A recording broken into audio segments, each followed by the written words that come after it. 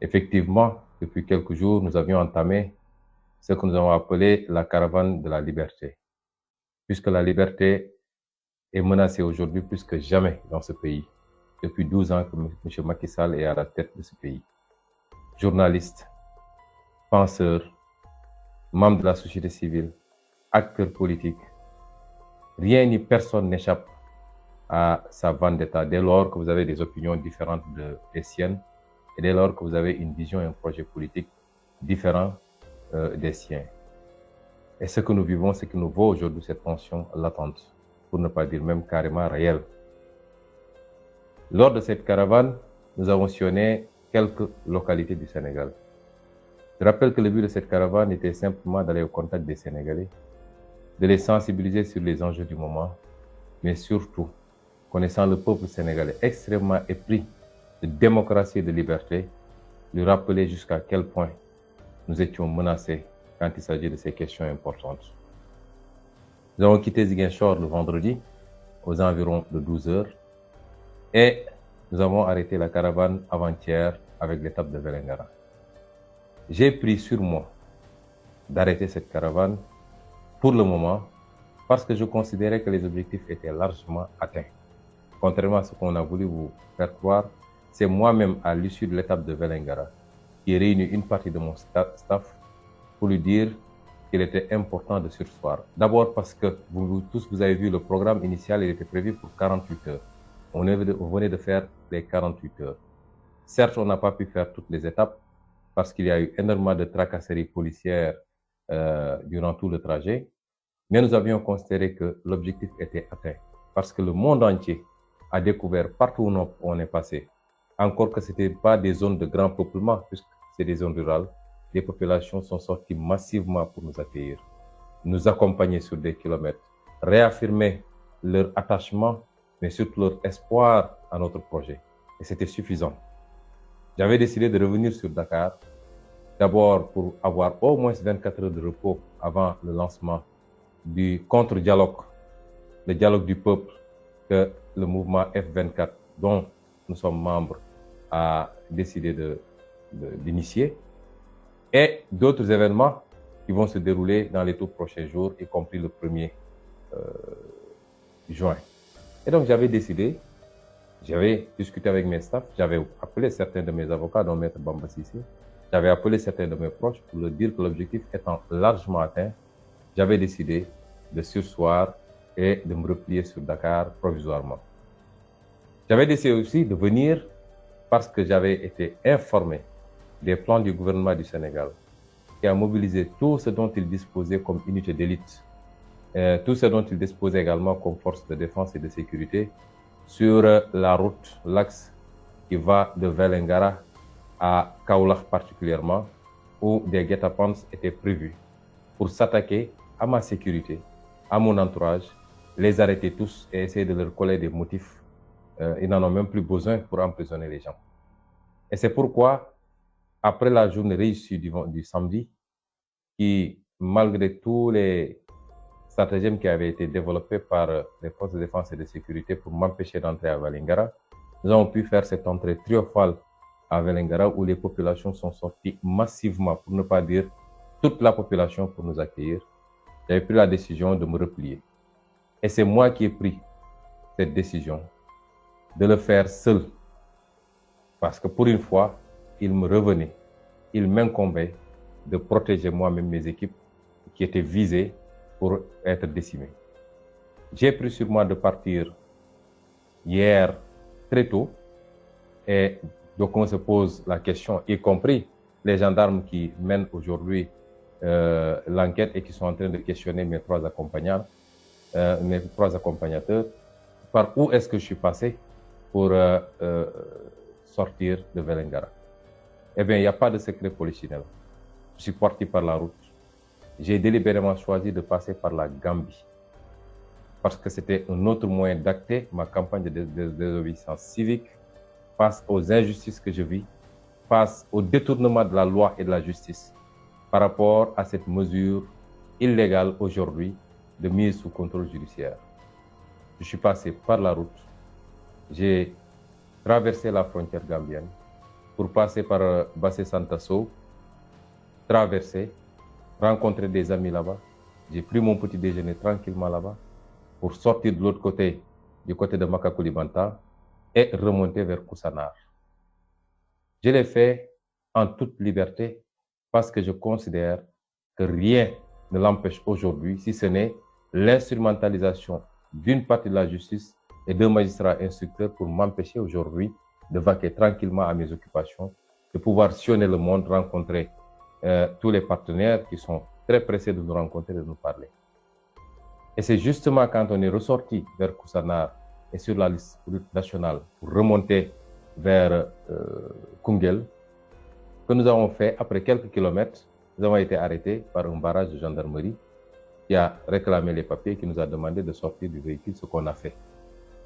Mais à notre grande surprise, c'est comme si tout ce que le Sénégal comptait comme force de défense et de sécurité était embusqué là-bas depuis très longtemps et avait planqué les véhicules, le matériel lourd, les dragons, tout ce que vous voulez dans les buissons. Il y avait plus de 150 ou 200 hommes de tenue avec toutes sortes d'équipements qui étaient planqués dans les buissons attendant tranquillement. Je dois dire que j'avais été avisé. J'avais reçu une alerte 48 heures plus tard. On me disait que effectivement ce traquenard était mis sur la route et que leur objectif c'était de me ramener à Dakar, mais d'arrêter tous mes accompagnants pour essayer de leur coller des motifs et de les envoyer en instruction pour les retenir le plus longtemps possible. Aujourd'hui, nous rendons grâce à Dieu après le succès éclatant de cette promenade sur plus de 400 km de Ziguinchor à Vélingara. Nous sommes également extrêmement satisfaits d'avoir pu épargner tous nos accompagnants de cette dictature de Macky Sall, de cette instrumentalisation de tout ce que compte le pays comme moyen de répression, mais également instrument judiciaire pour les mettre en sécurité. Ce qui s'est passé une fois que notre véhicule a été interpellé. Et je tiens à dire à tous les Sénégalais que je ne suis pas parti par un clandon, je suis parti par un de mes véhicules. Et je l'ai fait en toute liberté et je ne me suis pas caché, sinon je ne serais pas passé par la route nationale que je savais déjà très surveillée par les contrôles de gendarmerie et de police. J'avais décidé de vaquer à mes occupations en toute liberté comme tout Sénégalais. Mais une fois qu'on a été arrêté, on nous a demandé de sortir de la voiture. Et ils se sont livrés d'abord à une fouille systématique. Quand je suis sorti, ils m'ont interpellé sur le sac que je portais. Je leur ai donné le sac, ils m'ont dit c'est à vous de l'ouvrir et de sortir ce qu'il y a dedans. J'ai ouvert le sac, j'ai sorti ce qu'il y avait, c'est-à-dire mon arme de poing personnelle, et j'ai sorti l'autorisation qui va avec cette arme que j'ai présentée aux gendarmes. Ils l'ont remis dans le sac et m'ont pris le sac qu'ils ont emmené avec eux. En toute illégalité, parce qu'il n'y avait aucune instruction d'un juge demandant à ce que je sois arrêté. Il n'y a pas de mandat d'arrêt, il n'y a absolument rien. Ils m'ont confisqué également mes 2 téléphones portables, ceux que je détenais par devers moi, en toute illégalité. Et je dois dire que jusqu'à présent, ces téléphones sont entre leurs mains. Et je dégage toute responsabilité par rapport aux manipulations qu'ils feront sur ces outils. Nous connaissons bien leurs méthodes, nous connaissons les instruments dont ils disposent. Je dégage toute responsabilité et j'examine avec mes avocats la possibilité de faire constater tout ça dans une énième procédure, même si on sait qu'elle ne sera pas instruite. Mais nous le ferons pour acter la forfaiture et donner rendez-vous à la postérité. Ensuite, ils se sont mis à fouiller systématiquement le véhicule. Et en ce moment, ils m'ont demandé de monter à bord d'un de leurs fourgons, ce que j'ai accepté de faire. Et le fourgon a commencé à rouler vers Dakar. C'est à peu près 50 km plus loin qu'ils ont stoppé le convoi de fourgons. Il y en avait énormément. Et ils m'ont fait descendre de ce fourgon pour me demander d'entrer dans d'autres véhicules, un convoi de véhicules 4x4, j'en avais dénombré 6 d'ailleurs, pour continuer le chemin vers Dakar, à partir de Kaffrine, bifurquer sur Mbacké et prendre l'autoroute à péage pour venir à Dakar. Ce que j'ai compris, c'est qu'ils ne voulaient pas que la nouvelle de mon interpellation, de ma séquestration, se répande très rapidement avant que j'arrive à Dakar pour rassurer tout le monde que Sonko est chez lui, donc il n'a pas été arrêté.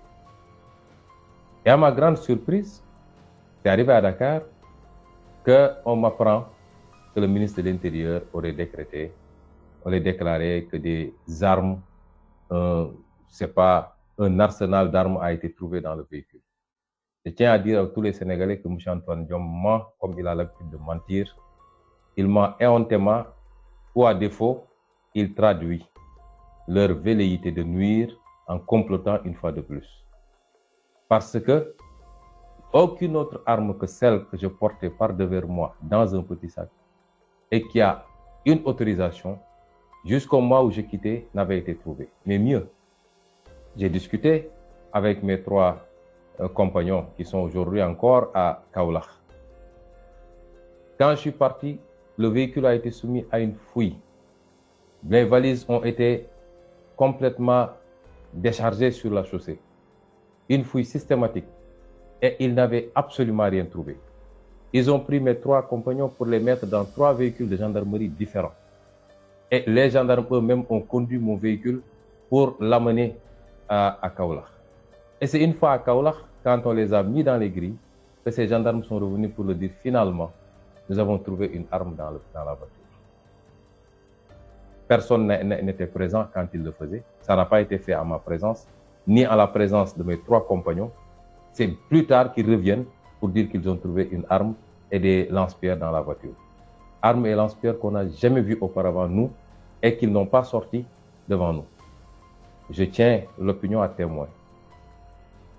Je prends l'opinion à témoin par rapport à ces manipulations extrêmement vicieuses dont le gouvernement de Macky Sall est habitué. Et je dis qu'on en tirera également toutes les conséquences. Il n'y a absolument rien à reprocher à qui que ce soit. Et ils ont l'habitude de charger des dossiers pour atteindre d'honnêtes citoyens. Aujourd'hui, mon chauffeur, un de mes gardes du corps et notre coordinateur de Vélingara, qui était avec moi dans la voiture, sont entre leurs mains et c'est à eux qu'on va faire porter le chapeau en montant tous ces dossiers-là et accessoirement faire croire aux Sénégalais que Sonko dispose d'un arsenal avec des lance-roquettes, des je ne sais quoi, ce qui n'existe pas. Chers concitoyens, le moment est grave. Une fois à Dakar, j'ai été séquestré. Je vais attirer l'attention de la communauté nationale et internationale surtout, puisque les Sénégalais connaissent bien Macky Sall et son régime. Leurs propagandes ne sont plus destinées aux Sénégalais, elles vous sont destinées, vous de la communauté internationale. Je voudrais attirer votre attention sur ce qui se passe. Au nom de quoi un citoyen qui n'est sous le coup d'aucune condamnation à une peine d'emprisonnement ou de mise en résidence surveillée peut se retrouver avec toute une armée qui boucle non pas seulement ma maison, mais tout le quartier, importunant mes voisins. Depuis ce matin, tout le quartier est en train de respirer les gaz lacrymogènes tout autour de la maison. Au nom de quoi, dans un pays qui se dit démocratique, on peut séquestrer un citoyen qui n'a de tort que d'être un opposant ferme et farouche au régime de Macky Sall, sans aucun soubassement judiciaire, sans aucune base légale. Au nom de quoi? Et c'est la énième fois que ça arrive, que ça survient. Et au nom de quoi d'autres citoyens qui se lèvent pour aller rendre visite à ce citoyen-là sont attaqués, gazés, blessés ou emprisonnés? Je viens d'apprendre l'arrestation de M. Alioune Sané, coordinateur du mouvement citoyen Y en a marre et vice-coordinateur du F24, qui est le regroupement de l'ensemble des forces vives de la nation. J'ai appris que beaucoup de leaders politiques, parmi lesquels Moustapha Guirassy, Mme Maïmouna Bousso, M. Déthié Fall, M. Abdourahmane Diouf, M. Cheikh Tidiane Dièye, entre autres, ont été gazés et brutalisés et aujourd'hui sont retranchés au siège de M. Déthié Fall et ne peuvent plus sortir. J'ai appris que les députés, flanqués de leur écharpe de députés, ont été également gazés et brutalisés dans la démocratie qui s'appelle Sénégal, celle de Macky Sall. J'ai appris qu'énormément de militants de PASTEF, dont certains responsables de premier plan comme Mme Yacine Fall, ont été brutalisés également et gazés.